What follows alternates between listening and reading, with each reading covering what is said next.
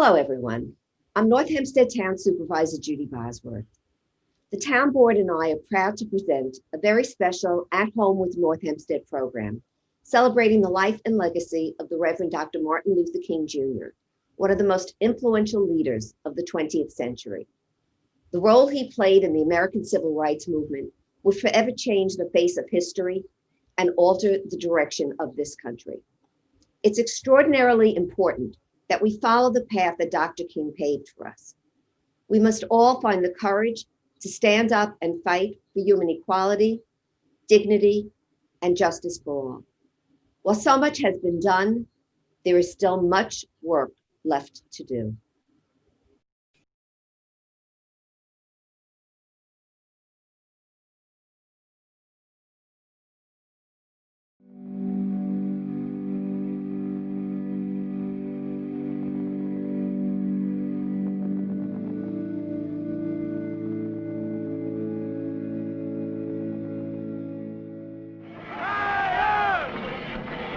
Negro demonstrations in the North have made it clear that the revolution is national in scope. Everybody here keeps going.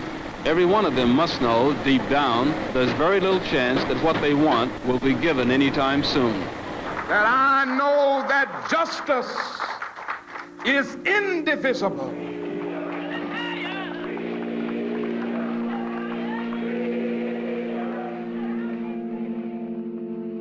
I grew up in a place called Meridian, Mississippi, that ended up being, for the most part, the epicenter of the civil rights movement. Even as early as 6 years old, I noticed that the water fountains, one for colored, written colored, and there was one for white. The one for colored was like a little small basin. The water was not freely flowing from that particular one, and I looked in the inside and it would look rusted. But just immediately next to it was this rectangular shaped machine that made this roaring, monotonous sound. And I noticed that the water was flowing freely. I drank from the one that said colored, but the water was warm. It wasn't cool and refreshing. And I saw this tank with this water, and some of it dripped on me while I was at the lower one, and it was cool. So I turned and I drank from it. In my mind, I said, who would do this? And my mother, in her own way, would try to explain to me, well, you know, there are rules that we are living under, Jim Crow law. I don't particularly like it either, but these are the things that we're supposed to do. And I was thinking, but why? So of course, every chance I got, I was told not to drink from it. I always did. What comes to mind when thinking about the civil rights movement? Most people think of Jim Crow signs in the South and the violent, outright racism that permeated those states. But all over the country, including the town of North Hempstead and surrounding areas, communities had their own racial tension. Racism was simply expressed a little differently here. In the United States, what we have are two different types of racial segregation. De jure segregation means segregation by law. That's where it says that separate and unequal schools will exist. Black kids go to these schools, white kids go to these schools. De facto segregation, there are no laws that segregate people, but people live in different communities. It was covert as well as overt racism that was existing, and it was hard to really pinpoint, but we knew it existed. This is Long Island, a place where things have happened, are happening, are going to happen. A lot of people in Long Island wanted to end legal segregation. There was a group that were activists, and there was a group that just accepted things the way they were. We became known as activists. We were proud of it. What we did was not because there was a movement or a law or anything like that. We just knew it wasn't the right thing at the time. We went with groups and we did it spiritually. It wasn't violent. Because we felt what we were doing was right and honorable as citizens. Don't get involved in that. If you do that, you might get killed.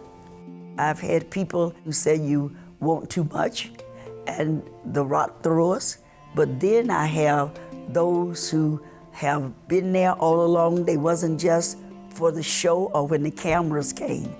And that's what has propelled me to be in this movement almost 4 decades. The idea of so many people representing so many different coalitions working together for the same purpose, that's a good feeling. By 1965, with Supreme Court decisions, with the Civil Rights Act, with the Voting Rights Act, is legal segregation has been defeated. So one of the things that happens is a lot of white support for the civil rights movement ends. And people are saying, well, there's no segregation by law here. Why do we have to have these people in our school? Why do we have to have these people in our neighborhood? We let them live with their own. And we see that in Long Island as well. They tend to become less supportive when the issues become local. In order to understand how any Negro feels under segregation, you have to realize that from the time of infancy, he has it pounded into him that he's not as good as other people. There are things he cannot do. Don't do this, you can't do this, you can't do the other. It builds into a man a feeling of inferiority, a feeling of frustration, a feeling of resentment. From 1945 to 1960, there is increasing racial segregation. World War II changed the face of Long Island. It had brought over 100,000 defense workers to the area, and the end of the fighting overseas released millions of GIs to fight at home for some place to live. On Long Island, an imaginative building concern, Levitt & Sons, had an idea about this problem. A new kind of Long Island home was designed, a quality house, but one that could be rented for $60 a month. But Levittown actually has a covenant in its original sales and leases that said they will not be sold and they will not be resold to African Americans. As a result, Levittown becomes all white. And we understood that it was going to be all white, and we were very happy to buy a home here. Do you think a Negro family moving here will affect the community as a whole? Definitely. So what you get on Nassau County is the channeling of blacks into less desirable areas and basically white veterans be able to purchase where they want. The banks maintain a system of redlining. They have neighborhoods on the maps circled in red. Those are the neighborhoods where you can go to. The other neighborhoods you cannot. Realtors decided that some of the houses became lower income, and they were able to get people to sell their houses. Parents got nervous. Neighborhoods were changing, buildings were deteriorating, schools were changing. And they then began to put blacks in an area, and when the area, quote unquote, tips, the whites leave. I don't have any prejudice against colored. It's just that I wouldn't like to have one as a neighbor. I remember when Westbury was not a mixed community at all. Certain sections here in Westbury is nothing but black because the whites moved out. This was called white flight, the move of white city dwellers to the suburbs to escape the influx of minorities. The whites who are leaving urban areas, they don't want what they see as the problems of their old communities coming with them. And they become very intently involved in limiting who can move into them. When I first came here, it was very difficult for a black family to move into other parts of Great Neck. Very, very difficult, even if they could afford it. People who sell to blacks or rent to blacks or black friends receive intense pressure not to do it. We realized early, we have 2 boys and they can't live in Great Neck. They've tried to get places and they've been turned down. So civil rights workers began to press the banks to provide African Americans with mortgages so they could buy houses where they wanted to. And that's the covert racism that exists, institutionalized racism. It was subtle, but it was real. It was in Manhasset and in Great Neck. If a Negro family can afford what you can afford, how do you justify your feeling of superiority? You also had areas being rebuilt, cleaned up, and African Americans being kicked out. Most northern cities now are engaged in something called urban renewal, which means moving the Negroes out. It means Negro removal. That is what it means. And that was a phrase that people knew. The government used urban renewal funds to redevelop certain areas they called ghettos or slums. These areas often happen to have a larger African American population. After redevelopment, the properties were too expensive for the original families to live there anymore. They came up with suitcases of money and said, look, I'll buy your property. And basically drive out the African American population. We were in a community that used to be African American, but I can show you a community in Spinney Hill that used to be 100% African American 50 years ago. Now we would be maybe 10%. Families were being displaced. And they called it progress. Workers were living in intolerable situations. They were just shanty shacks. Each house close to each other looked like if there were a fire, the whole thing would go down. Which I didn't see in Montgomery. In Alabama, our home was just as beautiful as some of the homes in Roslyn Garden. And it was just a very sad thing in my community that we should have such a thing going on. I was an active member of the Committee on Human Rights, and so housing was an important issue. When they started looking at the housing condition in the town of North Hempstead, they wanted change. Typically with urban renewal, people who are relocated, quote unquote, are given a bus ticket. In those days, it was a bus ticket back down south. Some of the families chose to relocate from Roslyn to Westbury, and we also got 12 private homes built. And people who had been dislocated got those homes. I applied to live in Roslyn Garden, sent my security in, carried it to the office, and 2 days later they sent it back to me and said that the apartment had been rented. And she called me and she said, I just left Edward Street and they said they don't have any apartments. I said, fine, stay where you are. Lila and I will go look for an apartment right away. Marge Rogatz and Lila Schachter went as two white women and said they wanted to rent an apartment. They showed them the same apartment. And of course, we were offered 3 different apartments. We went, we picked up Hazel. I filed a suit with the New York State Human Rights Commission, and they did the investigation. They looked at the complex to see how many blacks was there. None. Wanted to know how many vacant apartments they had. They had several. All of us went back to the Edward Street apartments and confronted the rental agent, and Hazel got her apartment. I was the only black there. I was proud, and I was on the front page of Long Island Press that I integrated Roslyn. And from that, those blacks became active. There were many of us from North Hempstead who participated in that kind of battle. In addition to the struggle to desegregate housing, schools in the town of North Hempstead needed change. Grade schools were still heavily segregated, and civil rights activists had to fight for integration here as well. The leadership began to argue that we should not just be involved in civil rights in the South, we have to be involved in civil rights in Great Neck itself. And the leadership of the Civil Rights Campaign in Great Neck proposed a plan that African American students in New York City to be able to attend Great Neck schools to integrate Great Neck so that the children of Great Neck can have an interracial experience. And that leads to rebellion.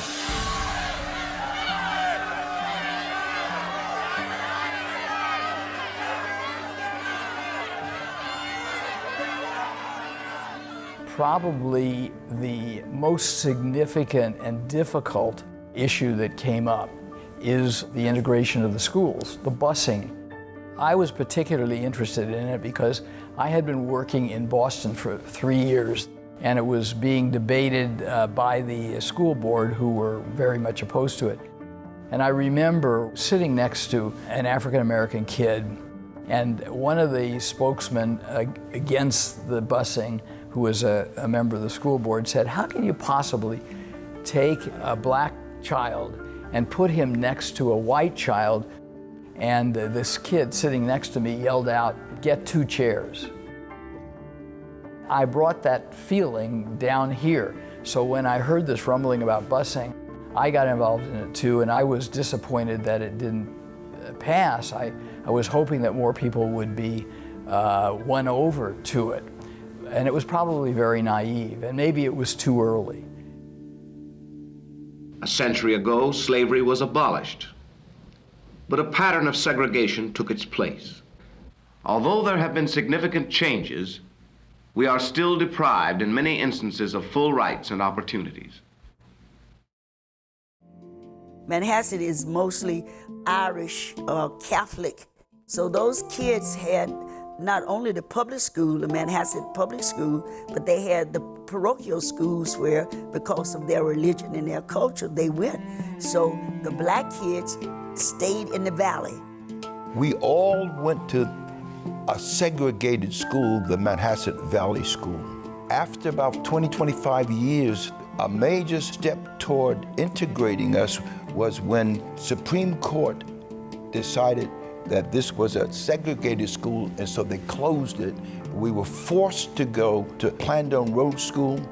I think I was about 17. We marched from outside of this church, and we walked all the way to Manhasset, Plandome Road, and we became integrated at that school. It was a memorable event that took place, which signified that we'd have to go to school here segregated. Now we would be integrated into the Manhasset school system. I was excited. We were happy. I thought it was fantastic to see the people of this community come together. This new venture was going to really do something for this community, something bigger than what we'd ever expect. In Roslyn, the kids were being put out of those public schools to go to BOCES because of behavior problems. Very often, African American children were sent to BOCES, a special education school. I can remember a number of them who were so-called obstreperous or spoke a little differently, class disturbances, that kind of thing. BOCES does a wonderful job, always has. But if you have a kid who has a problem that can be resolved in the classroom that he or she would be in, that's the right way to do it. They found that some children behavior was because they needed glasses, but the school was not ready to deal because they were used to the middle class and the rich children who was able to live in Roslyn. And once the Roslyn Committee for Civil Rights became aware, we picketed. Well, we had a protest in order to get those kids out of BOCES back to Roslyn. We sat down with the board and didn't get any place. We had to replace the board. And then the board members we got began the changes.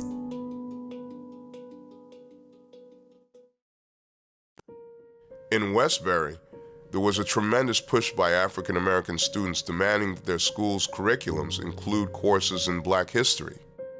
These black children needed to see their culture and understand who they was and not be treated differently. Become proud of their heritage, because you can't really engage yourself unless you know who you are. We then began to put pressure on the school districts that they didn't have any African Americans, blacks, teaching, while the population of black kids in the school system was increasing. Districts are not hiring African American teachers. There are more and more African Americans who are qualified to become teachers and were able to get teaching certification, and now they're moving out to Nassau. They want to be able to teach out here. We went to the school boards and began to talk about why didn't they hire black teachers? They said they couldn't find any. Oh, we said, oh, we got black colleges all across the South. Connecticut, they have black teachers. Why not here in the town of North Hempstead? And so we fought and went to school board meetings and yelled and screamed, speaking out with parents about it, and so we did. I think the major success in bringing in more minority teachers really rested in the fact that minority parents made that demand. It took a little agitation. It took going to a town hall, booing. We demonstrated. It was a big deal. It took a number of years. It didn't just happen. We began to hire teachers in Roslyn and in Port Washington and in Great Neck, African American teachers coming into those white school districts that we had.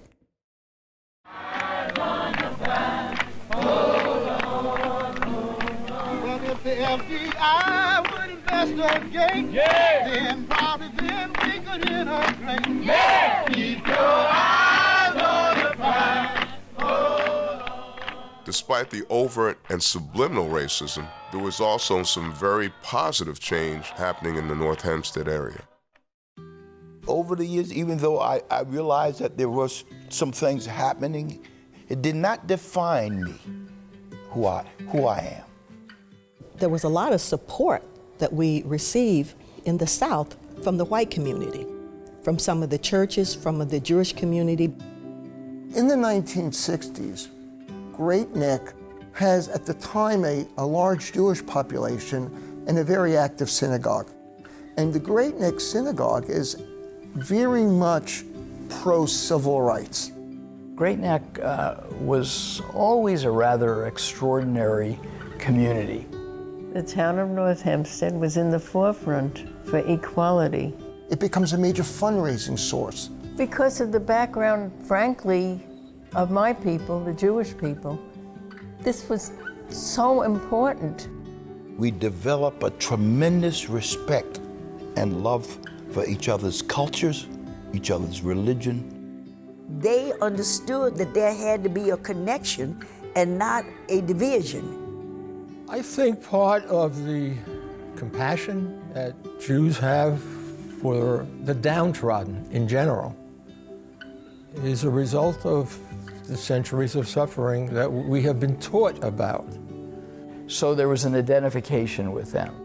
And after World War II, this is a population that remembers the European Holocaust. They know what happened in Nazi Germany when they passed racial laws. It's just the nature, I think, for the most part, of Jews who really understand their faith to realize that it's our battle too. It's the thing you do to support somebody who's downtrodden and certainly worse off than you are. What they had seen on TV or what they had read or what they had been told about who black people was, they didn't buy that. They saw blacks as human beings, something to offer and could make contributions. They treated me like a brother, genuine, authentic brotherhood. And that's why it was very easy for me to start a Black-Jewish dialogue as pastor for 35, 40 years. Corley and I each gave talks about the importance of having more brotherhood in the community.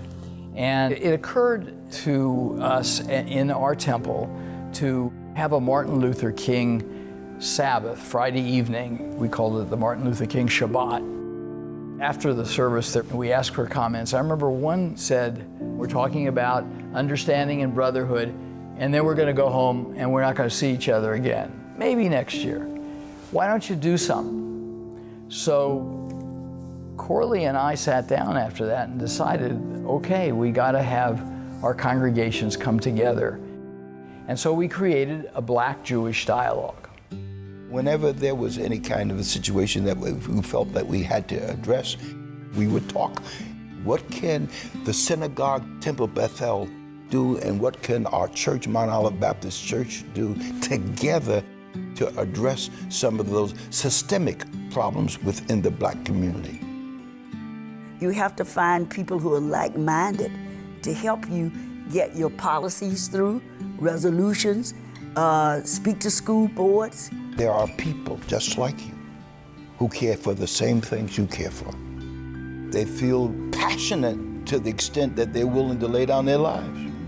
One of the things that came out of that relationship with Temple Bethel is the medical program. They had about 50 or 60 doctors who were members of the synagogue who would treat some of the ailments of our members of our church and in the community for free. That was one way to address a health need. Temple Bethel rose up to the situation, whatever we can do. We did some actual practical things, but we did it quietly.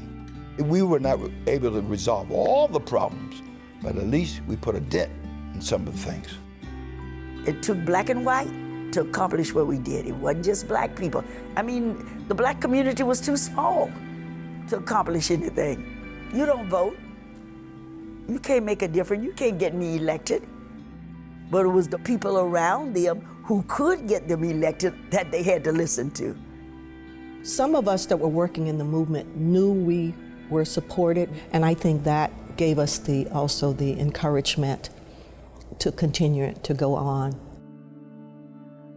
Martin Luther King Jr. made many appearances on Long Island during the Civil Rights Movement. He spoke at Temple Bethel. We were scheduled to go there.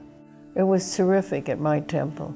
Thousands of people, they couldn't even get in the temple, was there to see Dr. King. He came as part of a panel of black leaders to discuss the civil rights movement and what was going on and why they should be a part of it. And he gave a speech about how we had to come together. And what we ought to do as a member of the clergy and members of the body of faith, the kinds of things that we could not tolerate, we could not remain silent on. And what the Jewish community had meant to the civil rights movement, coming to the South, raising money. There was this bond, this understanding that the pathway to justice had to be a partnership. Martin had a great appreciation for his Jewish brothers and sisters. It was a very, very moving and very important moment. It's historic, but little known, that this speech was the first public utterance by King in opposition to the war in Vietnam. But then, in a few weeks, he went to the Riverside Church. It is characterized as one of his most important, if not most important, speech, because there he very clearly attacked the war in Vietnam. Others can do what they want to do. That's their business. Other civil rights leaders, for various reasons, refuse or can't take a stand or have to go along with the administration. That's their business. But I must say tonight that I know that justice is indivisible. Injustice anywhere is a threat to justice everywhere. I met Martin Luther King a number of times here in North Hempstead. The first time I met him, he had been in Hempstead and a couple of other places that day, and he was going to speak at the Great Neck South High School. And they were taking a break and having a quick supper. He was so tired that he crumpled back into his seat, and he was very generous and kind with us, but he was exhausted. And the next time I saw him, I was in Great Neck South High School, waiting for him to come. And I watched him come on the stage, just filled with energy. Everybody stood up cheering. And there he was with his booming voice, and I knew it was coming from somebody who had been absolutely just numb with fatigue. He was giving to that audience such strength. You gotta have the guts to be able to stand up for what's right, no matter what the consequences are. When Martin spoke at the Washington Monument, most of the Jewish community went down. It was so many people that came from all over. There was busloads and busloads. To be in the midst of all of that, it was a good feeling. Everybody was praying for the same thing. All his life was about peace, talking about how we can change. We were moving towards a more just society, a more just America where people could be accepted. That was Dr. King's dream, that we could live together, that our children could go to school and achieve and use their talent and had an opportunity to do so. Ethics is not focused in the South or the North or the West or the East.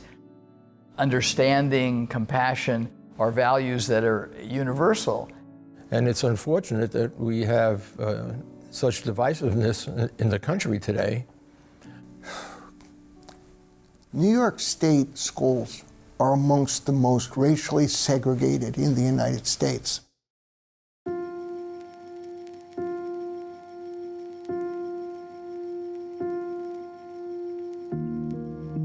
The children of North Hempstead are going to be going into colleges where the student populations are diverse. They're going to be going into the workforce where populations are diverse. What we are doing by maintaining racially separate schools is we're denying all of our children the experience they need to work with people who are different from them. And I think that's part of the problem, I think. There's so much division because people don't really know who people are. They don't get to know them. They have someone make this demarcation line and said never the two shall meet. And you're robbing yourself of a very important education. I think people should just get to know people a little bit more and understand, open up those lines of communication. To begin to understand our racism, we have to really start when we're very young. We have to live together, we have to work together, we have to grow up together and be educated together. You have to be taught to hate. As long as your parents didn't teach you to hate, you're not going to teach your children to hate. And you know that people who do hate are in the wrong. You know, you can teach people to hate, but you can also teach people to love. My congregation, I want people to love. And of course, little children identify kids of a different race by something else. The girl with the red dress. They don't even see it. I was not reared in a home that talked about hatred. Even in Montgomery, I had a chance to be with whites because my grandmother worked for a white family. When I went with her, when she washed and ironed their clothes, they would treat me just like they would treat any other normal child. I could have milk and cookies and sit down, but that's not the experience that everybody had. I said, you have to do unto others, you would have them do to you. We're children of God, and God intends for us to not only do good, but to be good. The young people don't know the history, and they think that everything is still fine because in most of colleges, they do see African Americans. They do see people from different parts of the country. They do need to study the civil rights movement to understand the battles that it faced, the accomplishments that were made, and then they have to understand what the situation is now. The Voting Rights Act, which was so extremely important to have an opportunity to vote, is being rolled back. To see where we are now frightens me because the civil rights movement worked hard and long. People died because people should have a right to participate. No one should be denied a right to vote. It's a movement that needs to be revived.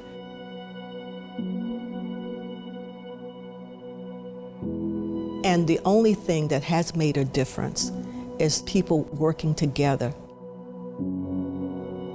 No one can do it alone. No one. You need voices to come together. I never would accomplish anything without people of goodwill and people who wanted to see everyone be included. Anything you want in life, you gotta work for it, and you have to believe. And create enough of a fuss, fearlessly and regularly. You get knocked down in this business, and you see something that you think is good just snatched from under you. Sometimes people ask, do you think racial discrimination is as bad today as it was in the 1950s? I think bad or worse is the wrong way to look at it. I think it's different. Racism still exists in the United States. So the issue is not is it better or worse, but how is it similar, how is it different, and how can we utilize the law to expand social justice and equality in the United States? According to the U.S. Commission on Civil Rights, an independent bipartisan agency established by Congress in 1957, at least 23 states have enacted newly restrictive statewide voter laws since the Shelby County decision in 2013. I think that because many of us are older now, younger people have to take on the banter. Get yourself involved. Even if somebody slammed the door in your face, you open the door and go out. They see you coming out there, slam the door. So what? Let them slam the door. I believe that each generation has a responsibility to fight for social changes. And if we can somehow teach our young people, don't waste your freedom. Don't waste your gifts. Use what you have to make a difference in the world. You don't want to leave here without making a difference, letting somebody else know how significant you are and how significant they are, regardless of race. Part of this project was also to collect oral histories from people who lived through the Civil Rights Movement. We are taking all of these stories and preserving them for generations to come.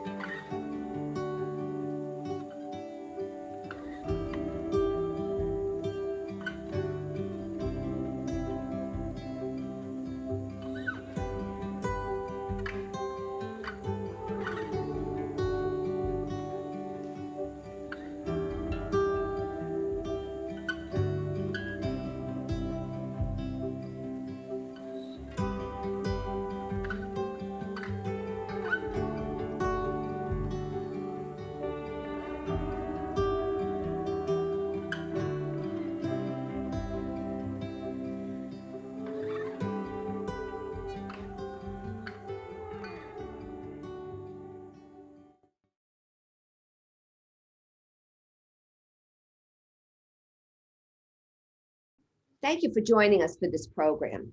And let us all remain committed to carrying on Dr. King's work and legacy by creating a more just society.